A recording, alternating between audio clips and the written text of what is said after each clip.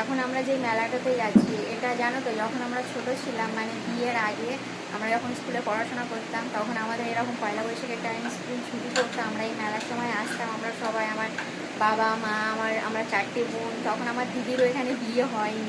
তো আমরা এসে এই মেলাটাকে মানে এসে, যেহেতু এখানে আমার বড় আব্বার বাড়ি, তো আমরা এখানে এসে থাকতাম, থেকে মেলাটা এনজয় করতাম। মানে মেলাতে প্রত্যেক দিন মানে 7 দিন এই মেলাটা থাকতো। তো আমরা প্রত্যেক দিন আমরা সবাই মিলে এই মেলাটায় যেতাম। ওখানে অনেক রকমের প্রোগ্রাম হয়, দেখে দেখে আমরা খুব মজা করতাম। মানে সেই দিনগুলো এখন মনে পড়ছে। আর এই যে মেলা, আমার বিয়ে 4 বছর হতে চলছে, মানে আমি এই 4 বছর পর এই মেলাতে আমি যাচ্ছি, এই মেলাটাতে।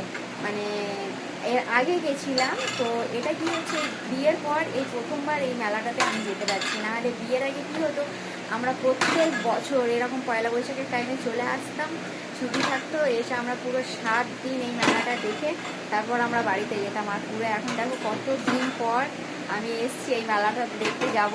তো এটা আমাদের কোনো প্ল্যানিং ছিল না, আমরা তো হট করেই, মানে আমার মা যেহেতু এসছে বলেই আমি এসছি। এমনি যদি মা যদি না আসতো তাহলে আমার আশা হতো না। মা যেহেতু এসছে সেই জন্য আমি এসছি। একদিক দিয়ে ভালোই হয়েছে যে আমি মেলাতেও যেতে পারছি।